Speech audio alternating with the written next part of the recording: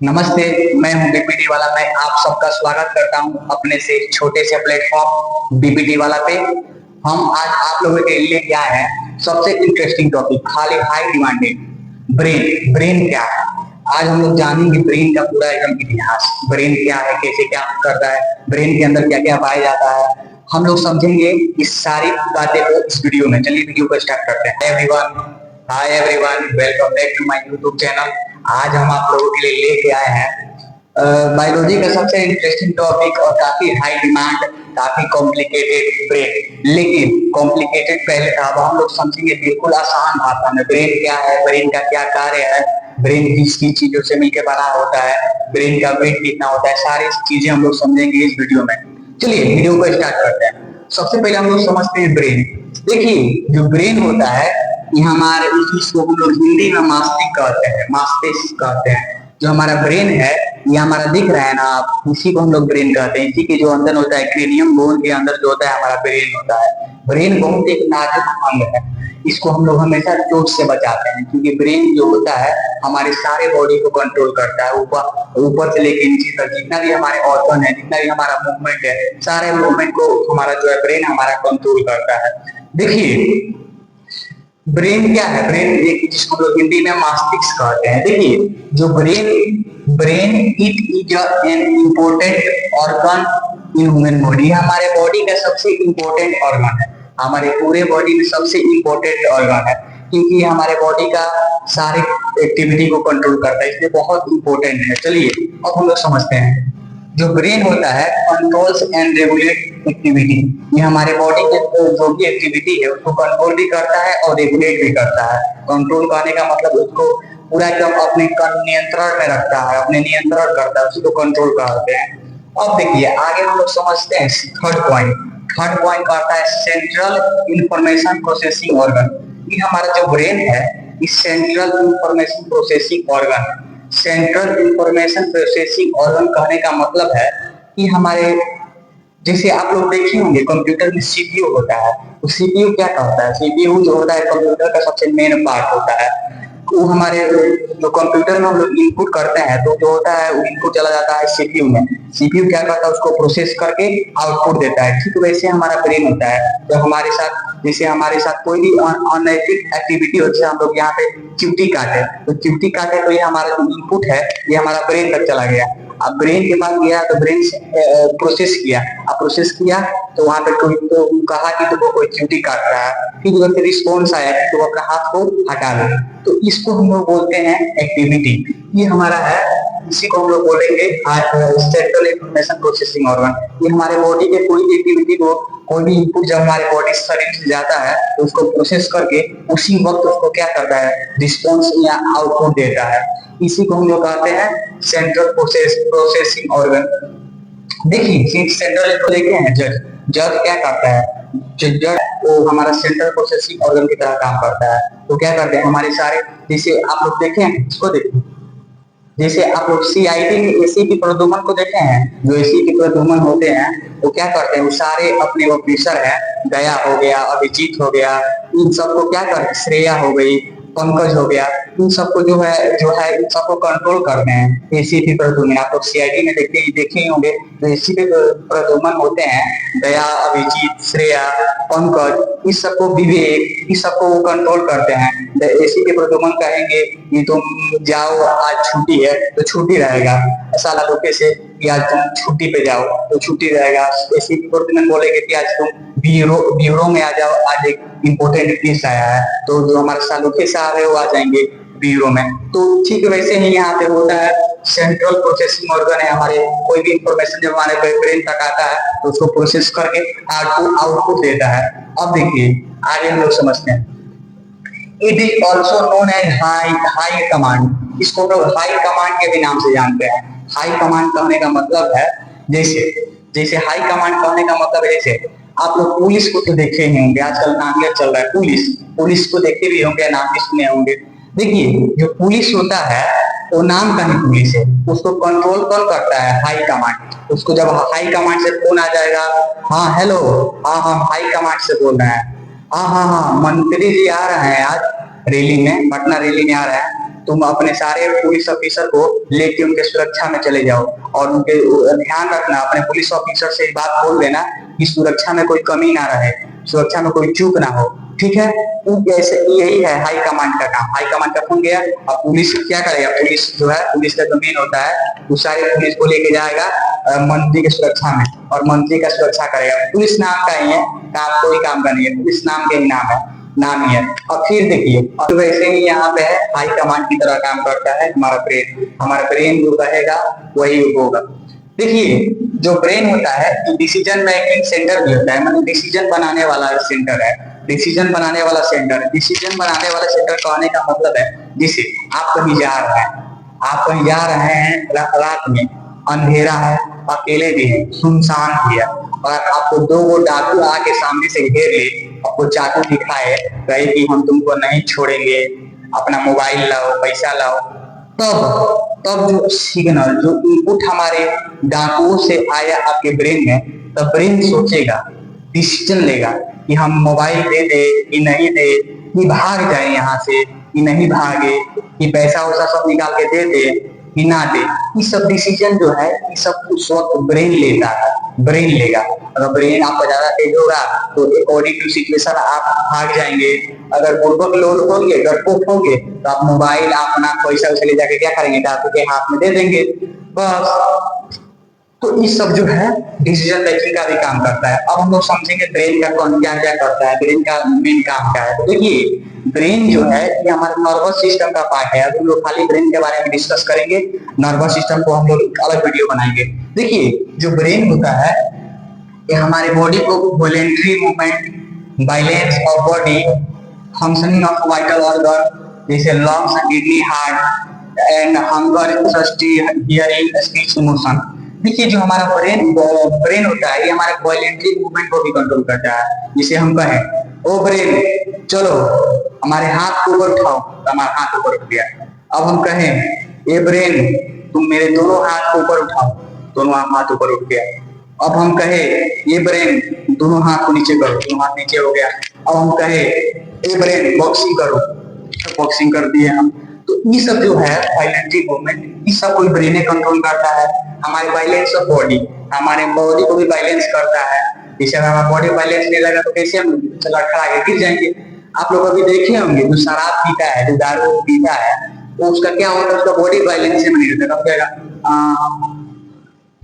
कभी ऐसे हाँ, कभी ऐसे चलेगा, कभी ऐसे चलेगा, ठीक है, हाँ। तो उन सबका जो होता है ना, जब दारू पीते हैं तो अल्कोहल का एब्जॉर्प्शन जो हमारा स्टमक के द्वारा हो जाता है, और स्टमक के द्वारा जब एब्जॉर्प्शन होता है तो हमारे से जाता है ब्रेन, और ब्रेन को क्या करता है, थोड़ा कुछ देर के लिए उसका जो मेन पार्ट है उसको रोक देता है। उसी वक्त जो होता है, उसी के कारण जो होता है हमारा, जब शराब कोई पीता है तो उसका जो शरीर होता है अस्थिर नहीं रहता है, उसे कंट्रोल में नहीं हो रहता है। तो कभी भी कहीं नहीं गिर सकता है, खाई में गिर सकता है, कभी कभी नालियों में गिर जाता है सब। तो सब का जो होता है दिमाग कंट्रोल नहीं रहता है। अब देखिए, ये हमारे फंक्शनिंग ऑफ वाइटल ऑर्गन को भी कंट्रोल करता है। ये जब भी आप एक्सरसाइज कीजिएगा तो क्या होगा, जब आप एक्सरसाइज कीजिएगा तो आपका क्या होगा, आपका हार्ट रेट बढ़ जाएगा, आपका ब्लड प्रेशर बढ़ जाएगा, आप लगेगा पसीना आपके शरीर से निकले। तो ये सब क्या है, ये सब एक्टिविटी को भी हमारा ब्रेन ही कंट्रोल करता है। जैसे आप एक्सरसाइज कर रहे हैं, अब आप एक्सरसाइज कर रहे हैं तो क्या होगा, तो हमको हाइपोक्सिया होगा, हम ऑक्सीजन का डिमांड हमारा बढ़ेगा। जिससे ऑक्सीजन का डिमांड बढ़ेगा तो हमारा मसल को एनर्जी का भी डिमांड बढ़ेगा। तो एनर्जी का डिमांड बढ़ेगा तो क्या होगा, तो हमारा ग्लूकोज जो है एटीपी में टूटेगा और एनर्जी बनाएगा। एनर्जी बनाएगा तो एनर्जी के बनने के दौरान जो होता है उनसे उष्मा निकलता है। तो उष्मा जो हो गया हमारा, उष्मा जो होता है पसीना के द्वारा निकल जाता है और हमारे फिर मसल जो है रिलैक्स कर देता है। तो ये सारी चीजें होती है। अब हम लोग आगे समझते हैं। देखिए, हमारा hunger, contraction, thirsty, hearing, speech. देखिए, जब आपको प्यास लगती है तो आपको ब्रेन को सिग्नल मिलता है कि अब तुम्हारे शरीर में पानी की मात्रा कम हो गई है, अब तुम पानी पियो। तो हम लोग पानी पीते हैं। कभी कभी आप लोगों को सिग्नल मिलता है कि आपको बहुत कष्ट भूख लगी है। कभी ऐसा लगता है ना कि जो हमारा पेट है, पेट में जो है चूहा कूद रहा है, तो उस सब हंगर कॉन्ट्रैक्शन के कारण होता है। हंगर कॉन्ट्रैक्शन में क्या होता है कि स्टमक जो होता है इम्पिटी हो जाता है, तो उसमें जो कॉन्ट्रैक्शन होता है, उसी कॉन्ट्रैक्शन को जो है कॉन्ट्रैक्शन से वो सिग्नल जाता है हमारे ब्रेन को कि तुम आपके स्टमक खाली है, अब तुम खाना खाओ, अब भूख लगा है तो कुछ खाओ। तो देखिए ये सब जो कंट्रोल स्पीच, इमोशन, इमोशन को भी ब्रेन कंट्रोल करता है। जितने भी सारी चीजें हैं स्पीच को भी कंट्रोल करता है। मतलब स्पीच कहने का मतलब है कि आपको कब और कहाँ और कैसे बोलना है, ये सब सारी बातें हमारा ब्रेन कंट्रोल करता है। चलिए, कोई किसी को दिक्कत? अब हम लोग आगे समझते हैं। जो ब्रेन होता है, लोकेशन समझिए, जो ब्रेन होता है ये हमारा स्कल के अंदर प्रेजेंट होता है, इनसाइड द स्कल। स्कल कहने का मतलब हमारा स्कल हो गया। इसको जब हम लोग खोलेंगे तो इसके अंदर ब्रेन हमारा आएगा। ये देखिए, ये जो हमारा आप देख रहे हैं, कि इसको हम लोग बोलते हैं ब्रेन। ये हमारा ब्रेन है, देखिए इसको हम लोग ब्रेन बोलते हैं। स्कल को खोलेंगे तो ऐसा ही कुछ दिखेगा। अब देखिए, जो ब्रेन होता है billions of neuron and neuron से मिलकर बना होता है। न्यूरॉन क्या होता है? तो न्यूरॉन जो होता है structural and functional unit of nervous system. जो ब्रेन होता है बहुत सारे न्यूरॉन से मिलकर बना होता है और बहुत सारे पार्ट्स से भी मिलकर बना होता है। पार्ट्स, पार्ट्स कहने का मतलब सेवरल पार्ट्स से मिलकर बना होता है। इसमें सेरेब्रम है, ब्रेन स्टेम है, हाइपोथैलेमस है, थैलेमस है, ईटीसी। इन सब पार्ट से मिलकर हमारा ब्रेन बना होता है। देखिए देखिए, जो हमारा ब्रेन स्टेम क्या होता है हम लोग समझते हैं। आजकल आप लोग बहुत नाम सुनेंगे ब्रेन स्टेम क्या होता है। देखिए, जो हमारा ब्रेन स्टेम होता है वो हमारा, इसमें हमारा जो होता है मिड ब्रेन और हाइंड ब्रेन आता है। मतलब it is a part of diencephalon and medulla oblongata and pons. ये जो है ये एक रास्ता है जो हमारे स्पाइनल कोर्ड से आने वाले सिग्नल को हमारे ब्रेन तक पहुंचाता है। तो ब्रेन स्टेम होता है, इसमें हमारा हो गया मिड ब्रेन आता है, इसमें हमारा पॉन्स हो गया, इसमें मेडुला ऑब्लंगेटा हो गया। ये क्या है रास्ता? इसमें ब्रेन स्टेम में 3 पार्ट्स पाया जाता है। मिड ब्रेन, जिसको हम लोग डायनसेफ्लॉन के नाम से भी जानते हैं। ब्रेन स्टेम क्या है? ब्रेन स्टेम में आ गया हमारा डायनसेफ्लॉन और हमारा मेडुला ऑब्लंगेटा और पॉन्स। ये जो है तीनों मिलकर एक रास्ता बनाता है और जो हमारे स्पाइनल कोर्ड से आने वाले सिग्नल को ले कैरी करके और हमारे ब्रेन तक पहुंचाता है। इसी को हम लोग ब्रेन स्टेम कहते हैं। अब आगे समझिए, तो ब्रेन नाजुक अंग है तो उसको सेफ्टी देने का भी काम, और सेफ्टी देना भी जरूरी है। तो उसको सेफ्टी देने के लिए भगवान ने हम लोगों को 2 चीजें दी है। ब्रेन को सेफ्टी देने के लिए भगवान ने हम लोगों को 2 चीजें दी है, और वो 2 चीजों को देखिए। पहला चीज है ब्रेन बॉक्स, दूसरा है मेनिंजेस। देखिए, जो ब्रेन बॉक्स है जिसको हम लोग जिसको हम लोग क्रेनियल बोन के नाम से भी जानते हैं, और ये क्रेनियम बोन होता है 8 होता है। ये हमारा देखिए, इसको हम लोग बोलते हैं फ्रंटल, पेराइटल, स्पीटल, टेम्पोरल, ऐसे ही करके होता है। ठीक है, तो ये जो होता है हमारे ब्रेन को सेफ्टी देता है ऊपर से। ये हार्डेस्ट स्ट्रक्चर जो हमारे ब्रेन को सेफ्टी देता है। देखिए, जो क्रेनियल बोन होता है इसमें 8 बोन पाए जाती है। ये देखिए, अब दूसरा समझिए, मेनिंजेस।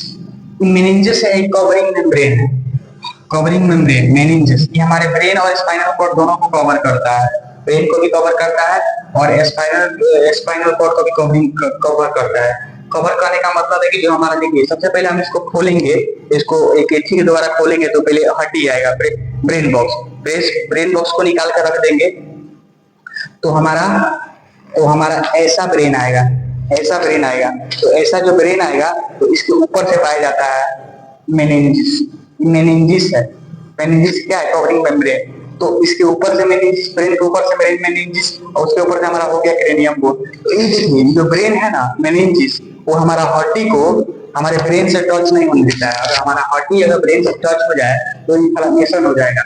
जब इन्फ्लेमेशन होगा तो उसी को हम लोग क्या कहते हैं? मेनिंजाइटिस। मेनिंजाइटिस क्या है? मेनिंजिस में क्या होता है? इन्फ्लेमेशन हो जाता है। इन्फ्लेमेशन जो होता है कई कारणों से हो सकता है, या कभी ज्यादा कस से चोट लग जाए, या कभी हमारा जो है इन्फ्लेमेशन हो जाए, स्वेलिंग हो जाए, कई भी कारण हो सकते हैं। वायरस हो जाए, फंगस हो जाए, कई भी कारण हो सकता है इन्फ्लेमेशन का। खत्म होता है, जैसे कभी हाई फीवर आ जाता है, हेडेक रहेगा, थोड़ा बहुत हेडेक रहेगा। यूजुअली अकर चिल्ड्रेन में ज्यादातर देखा जाता है मेनिंजाइटिस। जो मेनिंजिस है ये 3 मेम्ब्रेन से बना होता है।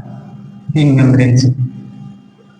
मेम्ब्रेन से बना होता है, जिसमें पहला आउटर जो होता है मेनिंजिस, यही हो गया हमारा, ये हमारा हो गया ब्रेन बॉक्स। इसके बाद आ गया हमारा मेनिंजिस। मेनिंजिस के बाद हमारा आ गया ब्रेन, हमारा हो गया ब्रेन, ये हमारा हो गया ब्रेन। देखिए, जो मेनिंजिस होता है ना, इसमें 3 लेयर पाया जाता है। 3 लेयर कहने का मतलब है 3 लेयर से मिलकर बना होता है। जो आउटर लेयर होता है, जो हमारा बोन के ब्रेन बॉक्स के नीचे, ब्रेन बॉक्स के पास पाया जाता है, उसको हम लोग बोलते हैं आउटर लेयर, उसको बोलते हैं डूरा मैटर। जो मिडिल लेयर होता है, जो डूरा मैटर और पाया मैटर के बीच में पाया जाता है, उसको हम लोग बोलते हैं अरेक्नोइड मैटर। और जो सबसे अंदर पाया जाता है ब्रेन के इनर वाला, उसको हम लोग बोलते हैं पाया मैटर। ठीक है, इतना तो मालूम है आप लोगों को। अब हम लोग समझते हैं। देखिए, अब हम लोग समझेंगे पुलिस क्यों कहती है हेलमेट लगाओ। देखिए, जब ब्रेन हमारा बहुत नाजुक है ना, ब्रेन के पास एक चोट लग जाता है, माने वैसा चोट लग जाता है, वैसे जिस चोट को हमारा ब्रेन बॉक्स नहीं सह सका, वो चोट चला गया हमारा मेनिंजस, मेनिंजस भी नहीं सह सका, और वो चोट चला गया हमारा ब्रेन के अंदर। जब ब्रेन के अंदर कोई चोट, कस के चोट लग गया और ब्रेन के अंदर वो चोट चला गया, और ब्रेन में जो है चोट ठीक होने वाला नहीं है जल्दी, ब्रेन तब एक ठीक नहीं होने वाला है। इसलिए बबुआ पुलिस कहती है कि हमेशा गाड़ी चलाओ तो हेलमेट जरूर लगाओ। देखिए, जो ब्रेन होता है ना, इसमें सेल डिवीजन नहीं होता है। इसमें जो होता है, इसमें ब्रेन में देखिए, ये ब्रेन जो होता है, इसमें सेल डिवीजन नहीं होता है। सेल डिवीजन नहीं होता है। सेल डिवीजन कहने का मतलब है, जो एक कोशिका है तो टूट कर दो नई कोशिकाएं नहीं बनाती है। जैसे अगर यहाँ पे कट जाए, कटने के बाद से जो है 4-5 दिन के बाद ये ऑटोमेटिक दो कोशिकाएं, कोशिका टूट कर दो कोशिका का निर्माण करेगी, और जो 200 कोशिका होंगी उसका टूट फूट कर इसका मरम्मत करके फिर ठीक कर देंगी। और फिर 10 दिन में क्या ऑटोमेटिक जख्म भर जाएगा। देखिए, हमारे ब्रेन को छोड़कर और हमारा शरीर के नीचे कोई भी हाथ पैर या कान या हमारा रिब्स या स्टर्नम या कुछ भी अगर टूट फूट जाए तो ठीक हो सकता है। क्योंकि जो हमारा ब्रेन को छोड़ के जितना भी सारे हमारे हाथ है, पैर है, हमारे अंदर ये हमारा रिब्स हो गया, इस सब में सेल डिवीजन होता है। और सेल डिवीजन का मतलब है कि एक कोशिका टूट के दो नई कोशिकाएं का निर्माण करती है, उसी को हम लोग सेल डिवीजन कहते हैं। तो जैसे सेल डिवीजन होगा ना, तो ये अपना टूट फूट के अपने जख्म को क्या करती है, रिकवर कर देती है, क्योंकि इसमें रिकॉन्स्ट्रक्शन होता है। लेकिन जो हमारा ब्रेन होता है, ब्रेन में जो हमारे न्यूरॉन होते हैं, न्यूरॉन में जो होता है सेंट्रोसोम नहीं पाया जाता है। जो ब्रेन होता है, ब्रेन में सेंट्रोसोम नहीं पाया जाता है। तो सेंट्रोसोम होता है, यही रिकॉन्स्ट्रक्शन का काम करवाता है, इसको सेल डिवीजन करवाता है। तो ये जो है, इसमें सेंट्रोसोम ब्रेन में जो होता है, सेल डिवीजन सेंट्रोसोम नहीं पाया जाता है। तो इसलिए आपको पुलिस क्यों कहती है हेलमेट पहनने के लिए? पुलिस इसलिए कहती है बबुआ कि गाड़ी चलाओ, मोटरसाइकिल चलाओ तो हेलमेट जरूर पहनो, क्योंकि वो जानती है कि ब्रेन को छोड़ के अगर हमारे नीचे वाले हमारे बॉडी के जितने भी, ब्रेन को छोड़ के हमारे निचले हिस्से में जितने बॉडी के पार्ट्स हैं, अगर टूट जाए, कट जाए, जल जाए, तो सब ठीक हो जाएगा। क्योंकि हमारे ब्रेन को छोड़ के हमारे जो निचले जितने पार्ट हैं, इन सब में सेल डिवीजन होता है, रिकॉन्स्ट्रक्शन का काम होता है। लेकिन जो हमारा ब्रेन है, इसमें सेल डिवीजन नहीं होता है, इसमें रिकॉन्स्ट्रक्शन नहीं होता है। अगर ब्रेन में कभी चोट लग जाए तो वो ठीक होने वाला नहीं है। इसलिए पुलिस कहती है कि गाड़ी चलाओ तो हमेशा हेलमेट जरूर पहनो। आप लोगों का भी ध्यान रखना चाहिए। पुलिस अब आप लोगों के लिए कहती है, पुलिस की बात जानती है कि ब्रेन में अगर चोट लग जाएगा तो ठीक होने वाला नहीं है, क्योंकि इसमें सेल डिवीजन नहीं होता, इसमें सेंट्रोसोम नहीं पाया जाता है। लेकिन ब्रेन को छोड़ के और हमारा हाथ पैर, ये रिब्स हो गया, हाथ टूट जाए, हाथ टूट जाए, पैर टूट जाए, तो ये सब क्या होता है, ये सब ठीक हो सकता है, क्योंकि इसमें रिकॉन्स्ट्रक्शन का काम होता है। ब्रेन को छोड़ के ऊपर नीचे वाला जितना पार्ट टूटने इससे कोई दिक्कत नहीं है, वो ठीक हो सकता है। लेकिन अगर ब्रेन में चोट लग जाए तो ठीक होने वाला नहीं है। क्यों नहीं ठीक होगा? क्योंकि इसमें रिकॉन्स्ट्रक्शन नहीं होता है, इसमें सेल डिवीजन नहीं होता है। सेल डिवीजन कहने का मतलब क्या है भाई?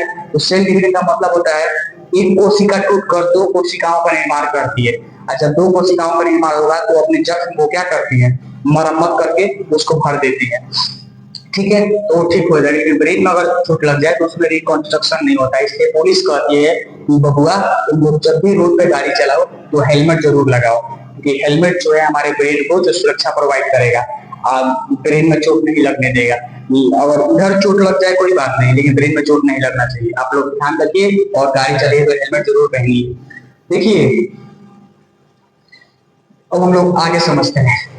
देखिए, जो ब्रेन होता है उसका वेट होता है, उसका वेट जो होता है एडल्ट में 1.5 kg होता है। 1.5 kg जो होता है हमारा ब्रेन का वेट होता है। अब हम लोग आगे समझते हैं। अब हम लोग समझेंगे ब्रेन के पार्ट्स के बारे में। देखिए, ये हम लोग एक एनाटॉमिकल डायग्राम बनाते हैं। ये माना हो गया एक एनाटॉमिकल डायग्राम। देखिए, ये माना हो गया ब्रेन, ये माना हो गया fore brain, mid brain, high brain, spinal cord. देखिए, जो हमारा ब्रेन होता है उसमें 3 पार्ट्स पाए जाते हैं। पहला होता है फोर ब्रेन, दूसरा होता है मिड ब्रेन और तीसरा होता है हाइंड ब्रेन। फोर ब्रेन जिसको हम लोग हिंदी में अग्र मस्तिष्क कहते हैं, इसको मध्य मस्तिष्क कहते हैं, इसको नीचे वाले हाइंड ब्रेन कहते हैं। देखिए, जो फोर ब्रेन होता है इसमें 3 पार्ट्स पाए जाते हैं। इन पार्ट्स कहने का मतलब है, पहला होता है सेरेब्रम, दूसरा होता है थैलेमस और तीसरा होता है हाइपोथैलेमस। जो सेरेब्रम होता है ये हमारे ब्रेन का सबसे लार्जेस्ट पार्ट है। लार्जेस्ट पार्ट कहने का मतलब है हमारे ब्रेन का 60% हिस्सा यही कवर करता है, सेरेब्रम। इसमें जो है हमारा सबसे मेन ऑर्गन, देखिए सबसे मेन ऑर्गन है, ये हमारे सोचने समझने का दिमाग, ये हमारा सारा मेन काम, सबसे ज्यादा मेन काम यही करता है। कोई भी सेंसरी इंफॉर्मेशन गया तो इसी में सेंसरी इंफॉर्मेशन जाता है, यही जो है उसको प्रोसेस करके आउटपुट भेजता है। तो ये हमारा सबसे बड़ा भाग होता है। इसमें जो होता है 2 लोब्स पाए जाते हैं, इसमें 2 हेमिस्फीयर पाए जाते हैं, राइट एंड लेफ्ट। जो राइट हेमिस्फीयर होता है ये हमारे, इसमें 2 हेमिस्फीयर पाए जाते हैं। सेरेब्रम 2 पार्ट्स में डिवाइड होता है। पहला पार्ट होता है राइट हेमिस्फीयर और लेफ्ट हेमिस्फीयर। जो हमारा राइट हेमिस्फीयर होता है वो हमारे लेफ्ट पार्ट को सप्लाई करता है, और जो लेफ्ट वाला होता है वो हमारे राइट साइड को सप्लाई करता है। आप लोग देखे होंगे कभी राइट साइड अगर चोट लग जाए तो क्या होता है, जो लेफ्ट पार्ट है वो काम करना बंद कर देता है, जिसे हम लोग बोलचाल के भाषा में पैरालिसिस कहते हैं। और राइट में चोट, लेफ्ट में चोट लगी तो राइट वाला पार्ट जो है काम करना बंद कर देता है, क्योंकि राइट जो है लेफ्ट को और लेफ्ट जो है राइट को सप्लाई करता है। राइट लेफ्ट राइट, ठीक है, अब समझ लो ये हो गया। अब देखिए इसमें दूसरा जो पार्ट है फोर ब्रेन में थैलेमस। थैलेमस जो है post office of brain, brain का हमारा पोस्ट ऑफिस है, पोस्ट ऑफिस ऑफ ब्रेन। माने आप लोग पोस्ट ऑफिस, आप लोग कभी देखे हम सब जो है तो पोस्ट ऑफिस देखेंगे। पोस्ट ऑफिस वाला क्या करता है कि संदेश को लेकर और उसको उसके प्रॉपर एड्रेस तक पहुंचा देता है। माने उसको प्रॉपर एड्रेस तक पहुंचा देता है। संदेश ले लेगा और उसको ले जाके रखेगा और उसमें जो एड्रेस रहेगा उसको प्रॉपर एड्रेस तक पहुंचाता है। ठीक वैसे ही हमारा थैलेमस होता है। थैलेमस क्या करता है, हमारे शरीर से आने वाले सिग्नल, सेंसरी इंफॉर्मेशन को लेकर ब्रेन के सही हिस्सों तक पहुंचाता है। ये हमारे ब्रेन से, शरीर से, जैसे हम लोग यहाँ पे देखिए, यहाँ पे हम इसको प्रेस किए तो यहाँ से हमारा सिग्नल गया, कोई तुमको प्रेस कर रहा है, खून चुबा रहा है, तो प्रेस किया और प्रेस जो है हमारा थैलेमस ले लिया और हमारे जगह सेरेब्रम दे दिया। देखिए जो थैलेमस होता है पोस्ट ऑफिस ऑफ ब्रेन है, ये सेंटर भी है। शरीर से आने वाले जितने भी सिग्नल है, जितने भी इंफॉर्मेशन है, उन सबको लेकर ब्रेन के सही हिस्सों तक पहुंचाता है। इसका काम क्या है, पोस्ट ऑफिस वाला इस सिग्नल लेगा, संदेश लेगा, ले जाके हमारे सही हिस्सों तक पहुंचा देगा।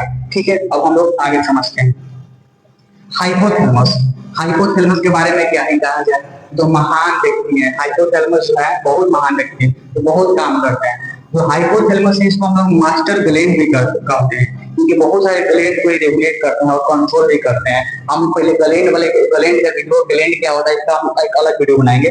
समझ लीजिए कि जैसे हम लोग का स्टूडेंट सबका बात होता है उसे हम लोग मास्टर कहते हैं। ठीक वैसे ही यहाँ पे जो ग्लैंड है, ग्लैंड सबको बाप है, तो जो ग्लैंड सबका बाप है उसको मास्टर ग्लैंड कहेंगे।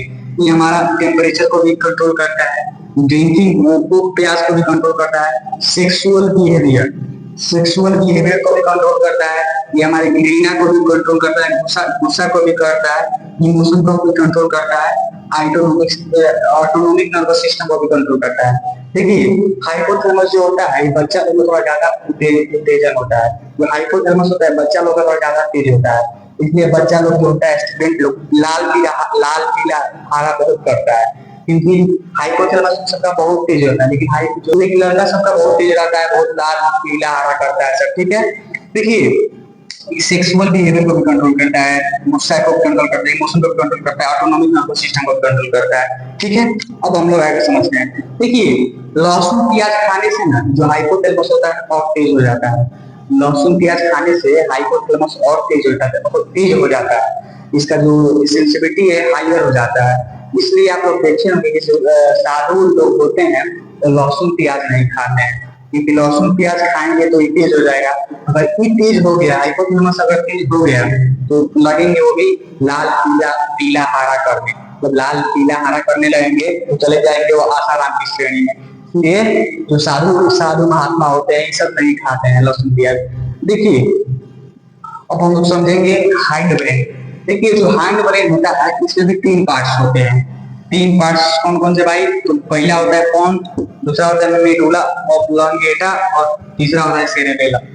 देखिए, जो पॉन्स होता है ये सांस को नियंत्रण करता है और पुल की तरह कार्य करता है। पुल कहने का मतलब जैसे दो रोड होता है, दो रोड को जब जोड़ा जाता है, दो रोड को कौन जोड़ता है? पुल। पुल किस पे होता है? नदी उदी पे रहता है पुल भाई, झरने उड़ने पे पुल रहता है, तालाब के ऊपर पुल रह सकता है। दो रोड को कौन जोड़ता है? पुल। ठीक वैसे ही हमारा पॉन्स जो है दो रोड को जोड़ता है।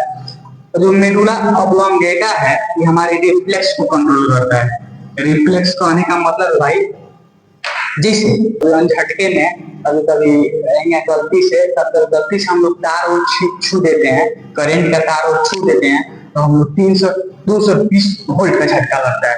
जैसे तार को छू देंगे तो झटका लगेगा। जैसे हम लोग कोई तार को छू देते हैं लाइट वेट का तो हम हाँ करने लगते हैं। अब वो हमारा जो हाथ पीछे की ओर आता है। कभी कभी हम लोग गलती से तार और छू देते हैं तो क्या होता है, 120 का हम लोग को 220 वोल्ट करंट करता है। ऑटोमेटिक मेरा हाथ जो पीछे की ओर आ जाता है। इसी का भी हाथ जो है ऑटोमेटिक पीछे की ओर आ जाता है। इसी को हम लोग रिफ्लेक्स कहते हैं। इससे हम लोग कभी कभी ऑटोमेटिक हम लोग कभी कभी नुकीली चीज को या जहरीली चीज को या गर्म चीज को ऑटोमेटिक कभी कभी छू देते हैं। आप लोग कभी ऑटोमेटिक उसके दायरे में आ जाते हैं या कभी छू देते हैं तो आप लोग का हाथ ऑटोमेटिक पीछे की ओर खींचते हैं। इससे आप लोग कभी गर्म चीज को छू दिए तो ऑटोमेटिक आप लोगों जो हाथ पीछे की ओर झटका के करेगा, पीछे की ओर आप लोग का जो हाथ है वो आएगा। इसी को हम लोग क्या कहते हैं? रिफ्लेक्स कहते हैं। जब हमारा शरीर किसी ठंडी, नुकीली या गर्म चीज के दायरे में आता है तो ऑटोमेटिक हम लोग क्या कहते हैं? हटा लेते हैं। जैसे हम लोग कभी गर्म चीज को छू दिए तो ऑटोमेटिक मेरा हाथ पीछे की ओर जाता है, पीछे की ओर दिखता है ऑटोमेटिक। हम लोग उसको हम लोग रिफ्लेक्स कहते हैं। देखिए, जो रिफ्लेक्स होता है ऑटोमेटिक होता है, वॉलेंटरी मसल कंट्रोल है, ये ऑटोमेटिक होता है। रिफ्लेक्स क्या है? रैपिड इनवॉलेंटरी नहीं है। जो हमारा रिफ्लेक्स है उसको हम लोग rapid involuntary muscle response towards the stimulus. जो स्टिमुलस के द्वारा ऑटोमेटिक इनवॉलेंटरी के द्वारा क्या करता है? पीछे को खींचता है। जैसे आप लोग कभी कभी गर्म चीज को छू देते हैं तो ऑटोमेटिक में हम लोग का हाथ जो पीछे की ओर खींचता है तो इनवॉलेंटरी कंट्रोल होता है। रिफ्लेक्स को हमारा मेडुला ऑब्लोंगेटा कंट्रोल करता है। देखिए, मेडुला ऑब्लोंगेटा क्या करता है? कार्डियोवास्कुलर सिस्टम को भी कंट्रोल करता है, कंट्रोल एंड रिस्पायरेशन रेट को भी कंट्रोल करता है, गैस्ट्रिक सिक्रेशन को भी कंट्रोल करता है। चलिए अब हम लोग आगे समझते हैं। देखिए, जो अपन समझेंगे सेरेबेलम। तो सेरेबेलम होता है हमारे सेकंड लार्जेस्ट पार्ट है। सेरेब्रम के बाद से सब सेकंड लार्जेस्ट जो है पार्ट जो है सेरेबेलम है। सेरेबेलम जो होता है हमारे पीछे की साइड होता है। इससे क्या करता है? हमारे बॉडी को बैलेंस करके रखता है, कोऑर्डिनेशन करके रखता है। बैलेंस करने का मतलब हम लोग को बैलेंस करके रखता है दोनों बगल से, और कोऑर्डिनेशन करके रखता है। इसे स्क्रीनशॉट ले लीजिए। चलिए